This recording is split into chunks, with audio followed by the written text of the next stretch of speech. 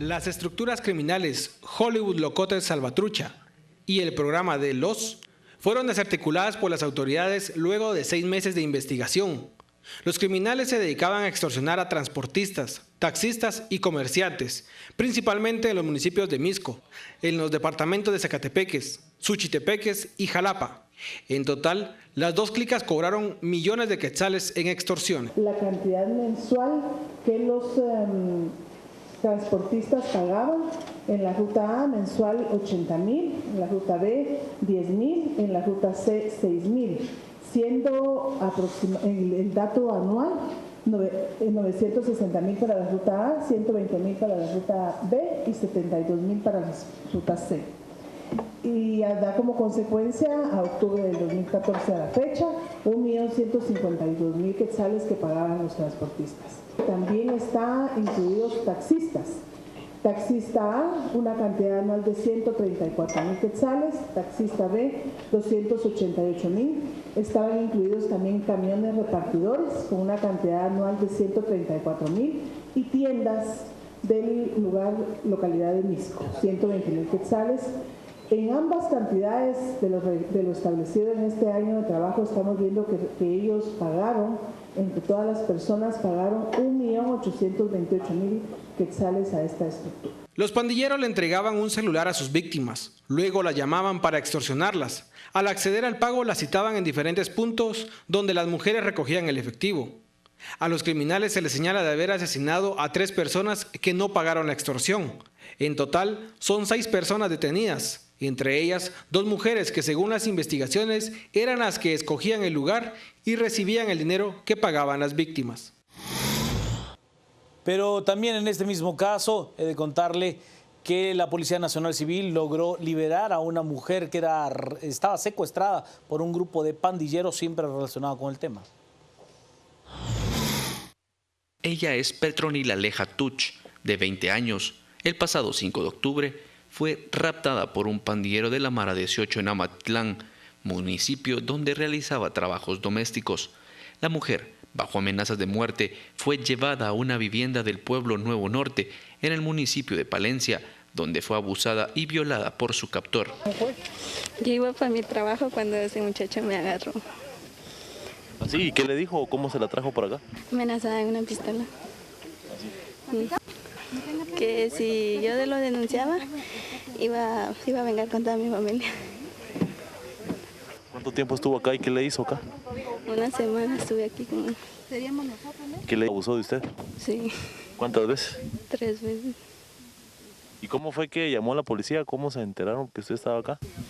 Porque un muchacho de ahí de lo mismo, compañeros de ella, me ayudó. William Gudiel Díaz, alias Mamalucha, negó el secuestro, manifestando además que Petronila es su novia. Sí, la conocí. ¿Eran amigos? Eran los novios. ¿Ah, son novios?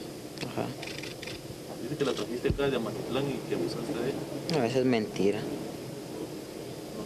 ¿Aquí vivían? Ajá. ¿Nunca habías estado preso vos? Bien, ya estuve una vez. ¿Por qué delito? Cosa que no puedo decir.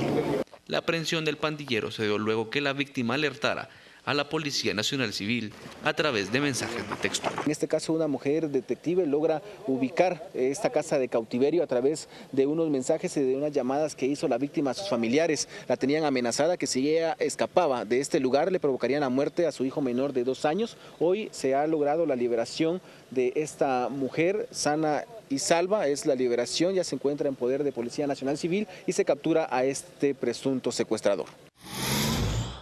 Control Extorsiones es nuestro hashtag de la noche. Vamos a las redes, tenemos algunos mensajes con esa etiqueta. Nos dice Maripaz, ya es demasiado el flagelo de las extorsiones para enriquecer a estos delincuentes. Qué desgracia, es lo que dice Maripaz. El doctor Hernández, la extorsión es un crimen bien organizado y de consecuencias desastrosas para todos. Controlarla sería un gran alivio. Otto nos plantea mi pregunta, ¿a dónde va a parar todo ese dinero si ellos siempre andan pobres? Ojo, ese dinero llega a otros lados, es lo que plantea Otto. Estuardo, para eso el Ministerio Público ha habilitado una aplicación de teléfonos celulares, denuncia MP al número 1574 para reportar estos casos. La aplicación de teléfonos celulares funciona detectando números que el Ministerio Público y la Policía Nacional Civil ya tienen registrados, que de allí se hacen procesos. Y entonces, si entra una llamada a su teléfono celular con un número que ha sido reportado, el mismo teléfono le avisa que puede venir de esa parte, ¿no? Mario, este es el mejor negocio practicado por la banda criminal Desalmados en nuestro país. Pena de muerte es lo que dice Mario.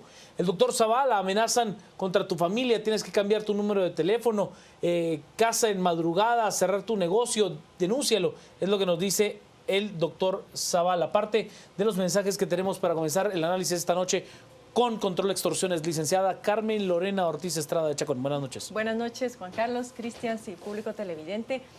Así es, unas extorsiones, el segundo delito creo que más preocupa a los guatemaltecos después del tema de los homicidios, es el que presentaría una mayor recurrencia en el país.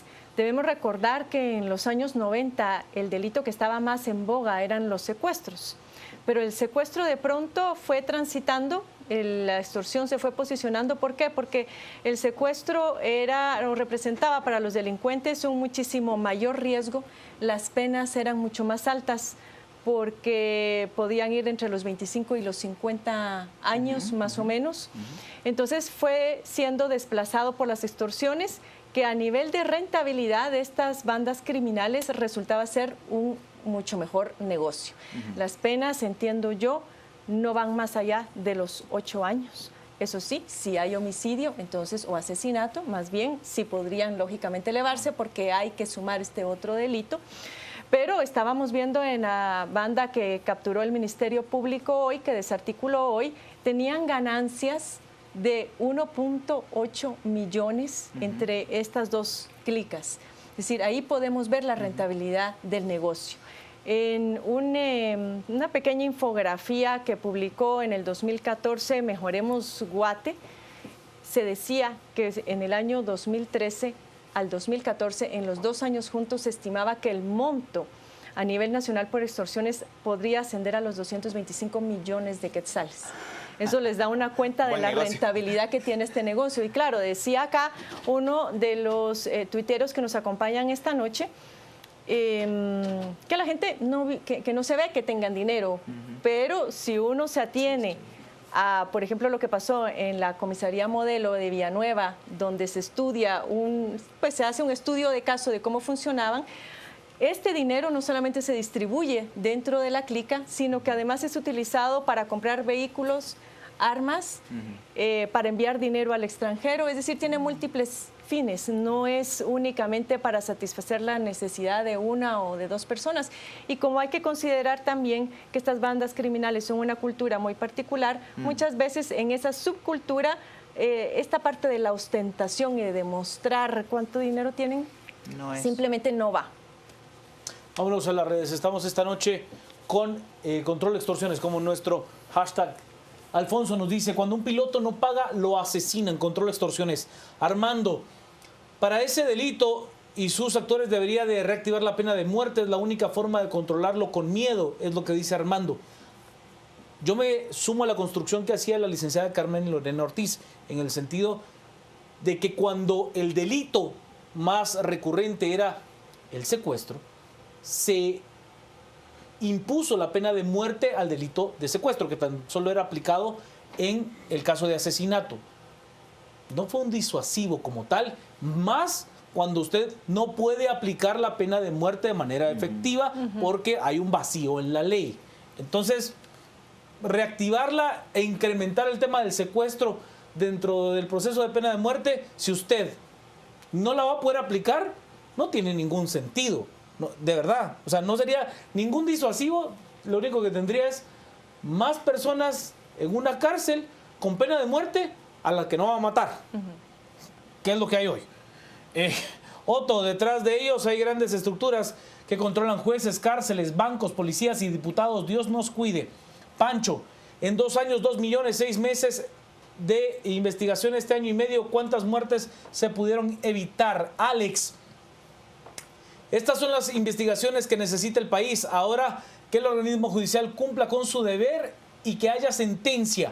Maripaz, ya leíamos lo que nos plantea Maripaz hace un momento. Tenemos otra serie de mensajes. Lucho, Detrás del crimen organizado hay militares que saben conseguir armas, estrategias de ataque, extorsión, y ahí se va el dinero. Pues no necesita usted ser militar para entender que, por ejemplo, en el Trifinio, en Esquipulas, donde usted tiene armamento que viene de Honduras, que viene de El Salvador, que viene de Nicaragua, ahí puede encontrar todo tipo de armamento clandestino, pertrechos de guerra provenientes de los conflictos armados internos de toda Centroamérica.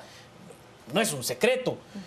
¿Qué tan efectivo es? Dejé mi vida, huí como delincuente de mi casa y llevo 2 años esperando resultados. Ese es el otro problema. Por supuesto, ese es un tema. Parte de los impactos. Es el motivo por el cual muchos no nos animamos a emprender un negocio, generar empleo y tributar, dice Walter. Jorge Mario, que Dios me perdone, pero es allí donde una persona que respeta la vida se pregunta si esta gente merece la vida. Es lo que plantea Jorge Mario. Brandon, lastimosamente todo viene de las cárceles, desde allí extorsionan porque los ladrones tienen dominio aún detrás de ellas. Licenciado Cristians, Manolo Castillo, un honor. Muy buenas noches, Juan Carlos, Carmen. Buenas noches a todos los que nos acompañan desde su hogar. Justo la nota introductoria nos permite identificar que la inseguridad no solamente se mide por una variable, es decir, por la variable de muertes violentas y la tasa respecto de cada 100.000 habitantes. El panorama criminal en Guatemala es múltiple. Tenemos una serie de delitos y de hechos criminales que contribuyen a crear el clima de inseguridad que se vive en el país. Aquí prácticamente hablamos de 2 delitos diferentes. Las extorsiones, que fue la primera nota, y luego el secuestro, que también Carmen ya lo refería, que era un problema con mucho mayor impacto y con mucha mayor incidencia 10, 20 años atrás, precisamente porque este tipo de delitos se han convertido en mecanismos de acumulación de capital o de financiamiento de estructuras criminales. Debemos recordar, por ejemplo, que los secuestros en tiempos del conflicto armado interno permitían a la guerrilla o a algunos reductos de insurgentes tener recursos, financiar su movimiento, tener recursos para poder tener algún nivel de sostenibilidad de la lucha armada. Luego pasamos al periodo postconflicto y los secuestros empiezan a mermar y empiezan a surgir otras patologías sociales como las extorsiones. Acá me parece que hay que hacer diferenciaciones. No es la misma extorsión que se hace desde las cárceles por privados de libertad, que agarran al azar hojas de los directorios telefónicos y empiezan a hacer llamadas utilizando la estrategia del terror para poder lograr algún resultado. Es decir, agarro un número al azar y digo, mira, conocemos dónde vivís, sabemos quién es tu familia, aunque te vamos no a matar. La información. Ese nivel de extorsión fue en alguna medida controlado por gobiernos anteriores que hicieron inversiones, por ejemplo, en las famosas antenas bloqueadoras que nunca llegaron que fueron un robo a este país, y que no lograron llegar a resolver el problema, pero ese es un estilo o un tipo de extorsión. Claro. Luego tenemos este otro tipo de extorsión en donde son estructuras criminales. Y la lógica de la estructura criminal es precisamente utilizar un delito como un mecanismo de rentabilidad. Se vuelve prácticamente un negocio. Y entonces las extorsiones sirven o se utilizan como un mecanismo de obtener ganancias prácticamente como una actividad económica cualquiera otra, solo que basados en hechos criminales, que pueden llegar inclusive hasta privar de la vida a aquellos que se niegan a pagar las extorsiones. También debemos reconocer que hay estudios del Ministerio de Gobernación en donde las supuestas extorsiones, sobre todo en el tema de buses y el tema del transporte urbano, muchas veces se genera de manera cruzada.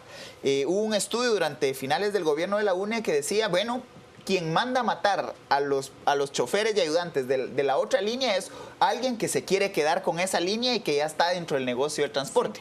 Ese fue un estudio que sale a luz a finales... Inside Crime, de hecho, lo dice un artículo, que en estas bandas de extorsionistas no solamente participan maras, también hay involucrados algunos malos elementos de la Policía Nacional Civil, malos empresarios, pilotos y ayudantes. Entonces es un negocio que reparte y distribuye las ganancias entre una gran cantidad de actores. Acá 2 reflexiones rápidas. La primera, ¿quién paga al final la extorsión? La paramos pagando los consumidores finales. ¿Por qué? Porque si eso es una extorsión al transporte extraurbano, lo primero que hacen es elevar los precios. O quitan el servicio y nos toca pagar el doble o el triple de lo que es. comercio. En el tema de transporte urbano opera de manera muy, muy directa. En el tema del comercio, igualmente se contrata seguridad privada y el costo de esa seguridad privada se traslada al... En definitiva, el fracaso del sistema público de seguridad, que la seguridad debiera ser, es por naturaleza una de las funciones clásicas del Estado. Es decir, donde nadie puede estar en disonancia es que el Estado debe garantizar la seguridad. Entonces, el fracaso de la seguridad pública genera un negocio rentable privado, que es la seguridad privada. Y entonces tenemos indicadores que pueden llegar hasta 6 policías privados por cada policía nacional civil. Han proliferado sin control. Sin control. Entonces, lo que estamos teniendo es un delito rentable, el fracaso de un servicio público que hace rentable un negocio privado y obviamente un clima permanente de inseguridad de los ciudadanos. Las dos conclusiones que me dejan es, uno, nosotros mismos paramos pagando todo el costo de la seguridad privada y al mismo tiempo quienes no se atreven a denunciar convierten en un gasto privado el pago de las extorsiones. Entonces, lo que estamos generando o estamos ante un delito de alto impacto en cuanto a incidencia, porque el nivel de victimización es muchísimo mayor que el de los asesinatos violentos. De pronto, un asesinato violento es difícil que lo tengamos cercano, o quienes han tenido la desgracia de que sea asesinado alguien cercano, pues nos solidarizamos y las condolencias respectivas. Pero en el caso de la extorsión es un delito mucho mayor impacto. Le digo que es lo peor, Lick. O sea, usted habla de un crimen que se convierte en un negocio para alguien. Pero para aquel emprendedor, para aquel microempresario que pone una tienda de barrio, que pone un expendio de gas, que pone un pinchazo, que no tiene la capacidad porque sus ingresos son marginales para colocar un elemento de seguridad privada y que tiene que o entrar al sistema de la extorsión y dejar más apretado su gasto porque no puede, además tiene una regulación de cuánto tiene que costar el cilindro de gas, tiene una regulación por parte del distribuidor de las boquitas o de las chucherías de cuánto debe de costar si no sale del mercado. Ese duele, ¿me entiende? Ese pequeño microempresario que expone su capital y expone su vida ante algún psicópata que llegue, le saque una pistola y en totalmente indefenso le pegue un tiro. Es que eso es lo más lamentable de un crimen como este. Solo voy a la red, en un segundo voy. Estoy con Control Extorsiones, como nuestro hashtag de la noche. Tengo mensajes, Jorge. Fundamento de ley del delito de la extorsión, artículo 261 del Código Penal. Hay un lucro injusto y nos muestra pues esta viñeta de Fo. Los mareros están envejeciendo. Sí. No, y es cierto, eso lo comentábamos cuando vimos las fotos aquí de la banda que se desarticuló hoy. Las antenas de bloqueo en las cárceles sí funcionan. Los que viven en los asentamientos del 6 de mayo son víctimas de ella. Es correcto lo que plantea Estuardo. El tema de los bloqueadores de señal fue un fracaso y un robo para este país, un robo en despoblado de administraciones gubernamentales pasadas. Los más de 11 millones de quetzales que se compraron en el sistema de antenas para el bloqueo en el centro carcelario para varones de la zona 18 fue un robo, nunca sirvió, venía con las piezas incompletas, nunca sirvió de nada. A las únicas personas a las que afectan es a los vecinos que están alrededor de los centros carcelarios. Que no pueden comunicarse. O sea, un robo, un robo. Y la estrategia no debería ser solo las antenas, sino que no entren chips a la cárcel. No, que no entren teléfonos. Que no entren chips, teléfonos, etc. No. Se calcula que el 80% de las extorsiones se realizan desde las cárceles y de ahí la mayoría del preventivo de la zona de la zona 18. Está estudiado. Endureciendo las leyes y que la justicia sea pronta y cumplida y menos corrupta es lo que nos plantea, ok. A ver, sí el endurecimiento de la pena, pero si la pena no es aplicada, no sirve de nada. Así de sencillo. Tiene que haber certeza del castigo, certeza y, por supuesto, que tiene que ser dura la pena, pero no importa cuán dura sea, si usted no tiene certeza de que se aplique, no pasa nada. Podrán tratar a estas bandas como grupos terroristas fuera de la ley para que se les ataque con el ejército, es lo que nos dice Daniel. Es un tema delicado. Yo soy muy cauteloso al momento de creer en la efectividad de sacar al ejército a tener labores de seguridad. Está entrenado para otra cosa. Sí, el ejército está entrenado para otras cosas. en la posición de ver a un enemigo y por lo tanto, si usted activa un fusil de asalto como el que es reglamentario dentro del ejército de Guatemala, el Galil, por ejemplo, y usted lo utiliza en un área urbana con una gran concentración de personas, pero además no se trata solo de eso, es sí, de que funcione el sistema de justicia, que las personas sepan que van a denunciar, pero que va a haber un proceso de investigación y que va a haber sentencia. De lo contrario, nadie se va a animar a denunciar. Jorge Mario Páez, los de Verde dejan crecer el negocio y otros toman el riesgo hasta tomar el control cuando el negocio ya rinde.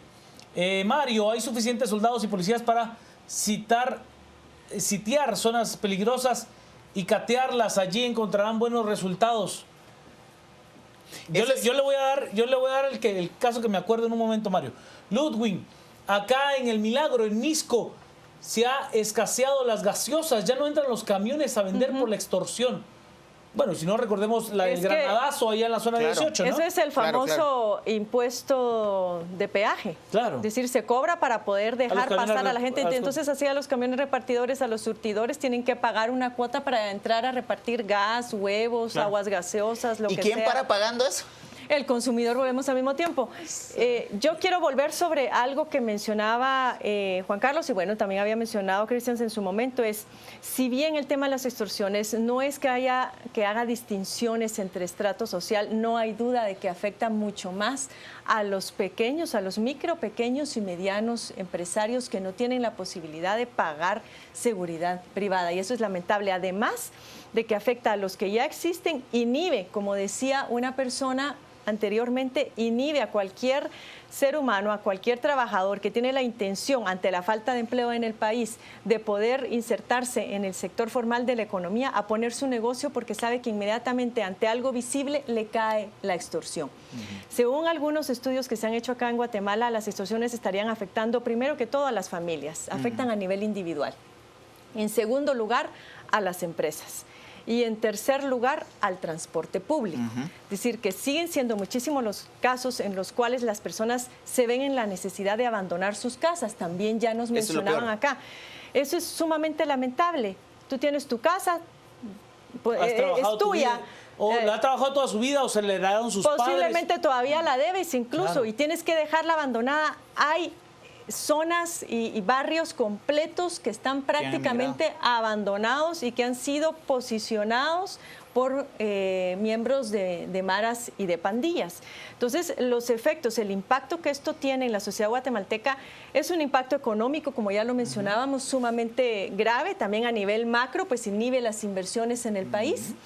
El impacto psicosocial yo creo que es el más lamentable porque las personas viven con miedo. Vemos que Guatemala es uno de los países también en donde menos confianza interpersonal existe. Gracias a Dios, a pesar de eso, el nivel de solidaridad y de cohesión se hace sentir en momentos críticos. Pero ustedes no me dejarán mentir, cuando uno va caminando en la calle y oye pasos atrás, inmediatamente está en la zozobra que me van a asaltar o me van a hacer.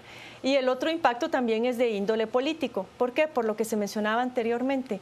Las personas se van a animar a denunciar en la medida en que sepan que los casos que tienen sentencia van en aumento. En ese sentido, el Ministerio Público, no hay duda, ha hecho un esfuerzo bastante significativo en aras de haber abierto la Fiscalía contra las extorsiones, haber puesto a disposición este número para que las personas denuncien.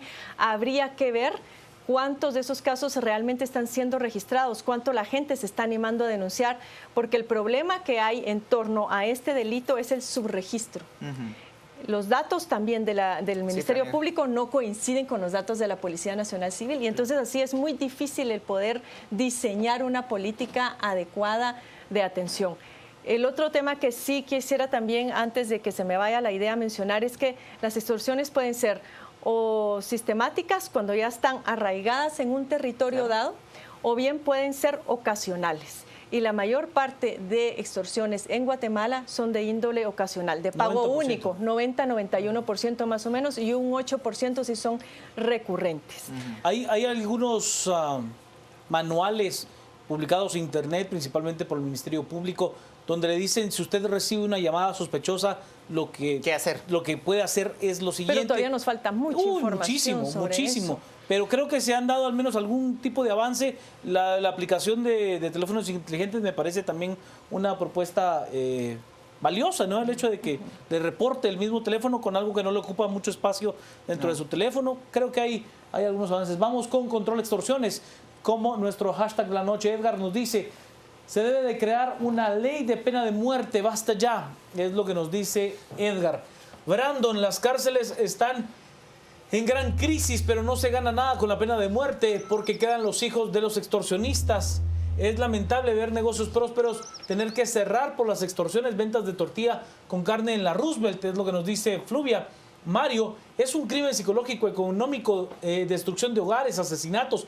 Es terrorismo del tercer mundo, plantea Mario. El doctor Zavala, hasta los camiones de basura han sido víctimas de extorsiones y pilotos fallecidos.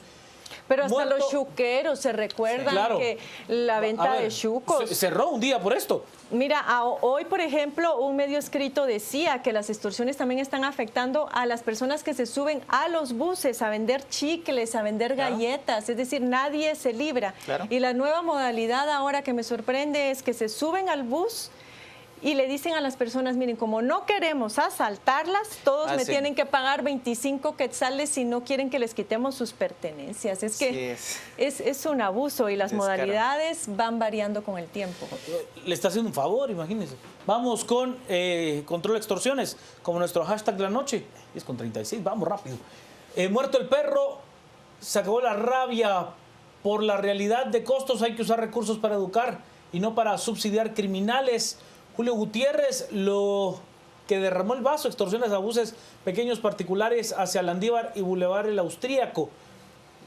Jorge Méndez, el Estado debe asumir una política criminal activa, no solo preventiva contra ese delito. Kevin, considero que hay mucha gente más involucrada en extorsiones, no solo pandilleros. Armando, estos delincuentes, al igual que las lacras que nos gobiernan, nos tienen de rodillas por la falta de valor y unión. Unámonos. Jorge Carrillo, este crimen también tiene pueblos aterrorizados. Ejemplo, Chimaltenango, desatando terror, es correcto. Y ¿quién usa ahora el directorio telefónico y líneas fijas? Control de extorsiones, convierte a Guatemala en el viejo oeste.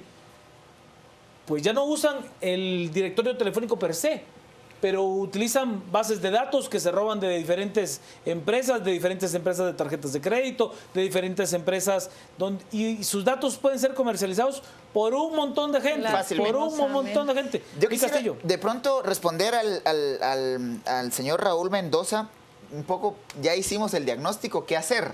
La primera propuesta concreta es: ¿qué pasa si alguien identifica en su miedo una posibilidad de rentabilidad?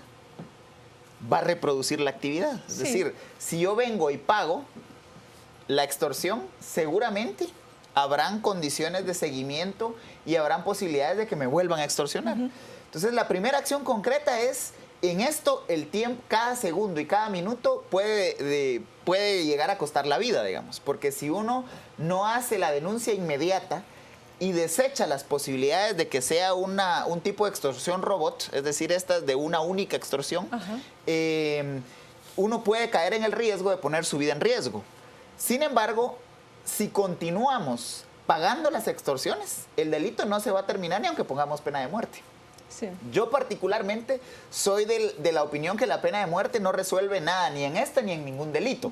Pasa lo mismo que con la corrupción. Cualquier delito al que le apliquemos la pena de muerte va a generar un disuasivo inmediato, un desincentivo inmediato.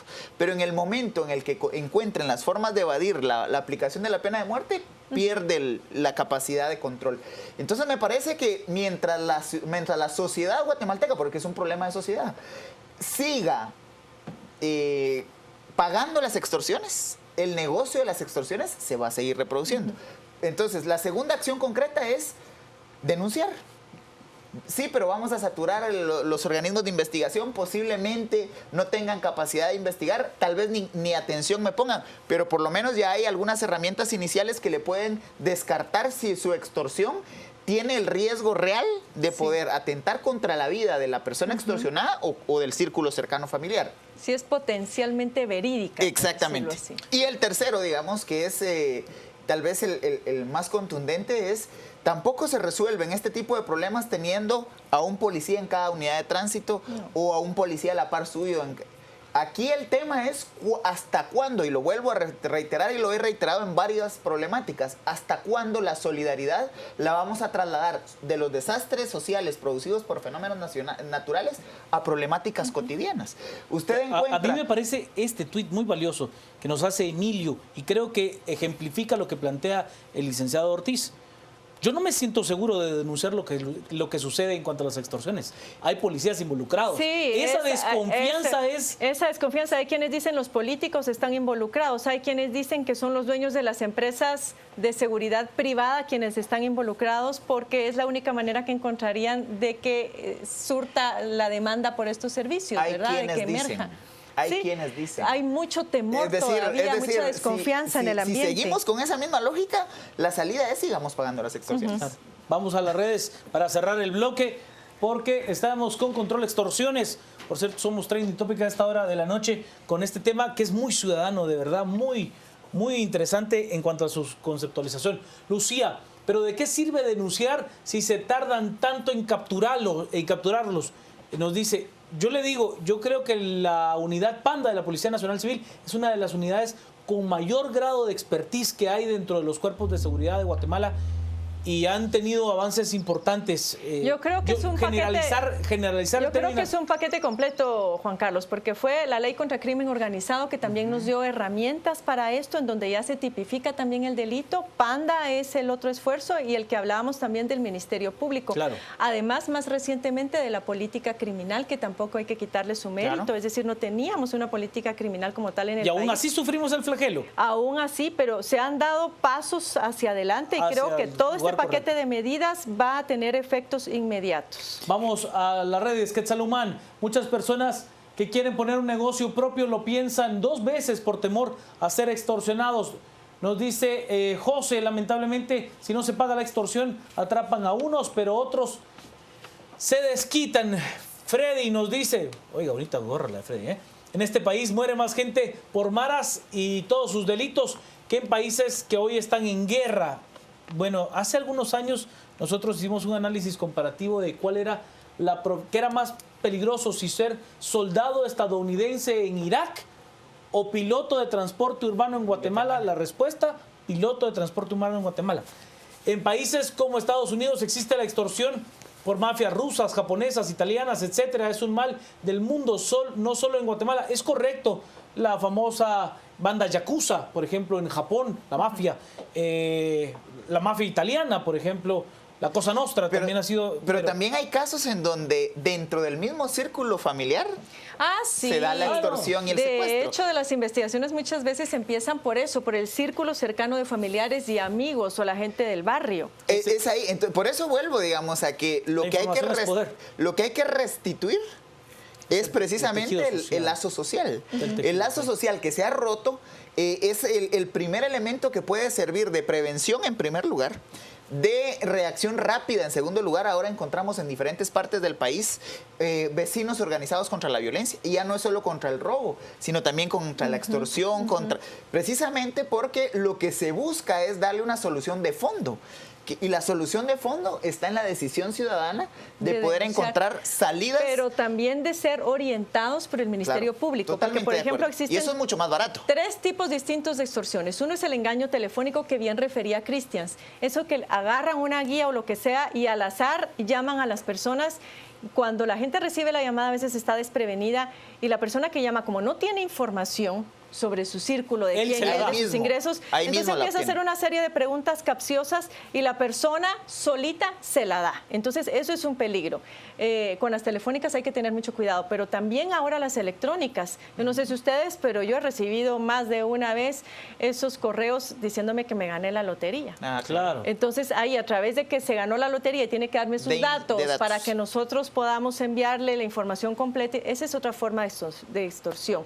Pero ese es, digamos, un primer nivel. El otro nivel es la amenaza, y esas amenazas muchas veces provienen ahí sí del círculo cercano, de familiares o de amigos, y por eso es que el Ministerio Público o la policía va a tratar de orientar a quien es afectado para ver y descartar esa otra posibilidad, a ver si es potencial o no. Y yo diría que la más grave es esta del derecho de piso, la que se cobra en los mercados o en las tiendas de barrio. O en las rutas de transporte. De mercadería. Exacto, sí. Vamos a la pausa, quédese con nosotros. Estamos con Control Extorsiones como nuestro tema de la noche y nuestro hashtag acá a las 10 p.m. Cerremos la temática en las redes. Estamos con Control Extorsiones como nuestro hashtag. Nos dice Quetzalumán que pongan a trabajar a los presos, por ejemplo, a limpiar el basurero de la zona 3. Allí lloriqueen ONGs de derechos humanos.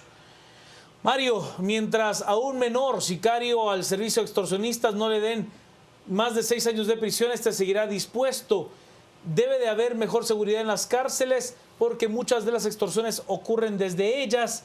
Y nos plantea Gus, se debe tener cuidado con todas las familias porque incluso entre familiares llegan a haber extorsiones. Licenciado Castillo. Si sufre de extorsión, denuncie.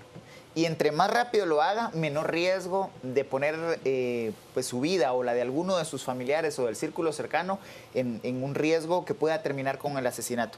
El otro caso es que debemos estar conscientes que la imaginación del ser humano es tal que si ponemos pena de muerte en este delito o en el delito de muertes violentas, van a haber otros delitos que van a emerger por el tema de la rentabilidad. En el de muertes violentas sí está. Ahí ya está, digamos, pero sí. no resuelve el asesinato o la muerte por parte del Estado hacia un delincuente. Entonces, el tema es prevención, denuncia y obviamente estar alertas y restituir el lazo ciudadano, sobre todo para la prevención de los delitos. Licenciada Ortiz. Bien, yo considero en este punto que es sumamente importante tener, si bien ya tenemos una política criminal que ya establece las acciones en concreto para la prevención, para el combate y para el tratamiento del crimen, necesitaríamos todavía acciones mucho más coordinadas, una política mucho más coordinada en toda la cadena de justicia. ¿Y esto por qué? Porque está muy bien el trabajo que ha hecho la Policía Nacional Civil a través de programas como el Grupo Panda, está muy bien la Fiscalía contra las Extorsiones, pero esto no va a funcionar si no fortalecemos además el sistema penitenciario, porque de nada sirve hacer estas capturas, que la gente denuncie, si de todas maneras van a llegar a las cárceles y desde allí van a seguir cometiendo sus fechorías. Con lo cual es importante generar acciones en todos sentidos de manera de corregir este problema. Y lo otro sumamente importante, la colaboración del sistema bancario es fundamental en el país. Y este tipo de delitos es especialmente complejo porque a veces los depósitos no son tan jugosos, sino suelen hacerse como en menudeo. Pero sobre los estudios de caso yo creo que es posible fortaleciendo esa parte, pero sí, la colaboración en este sentido del sistema bancario, inclusive de la misma Intendencia de Verificación Especial, es extremadamente importante para tener un resultado mucho más efectivo. Al resumen.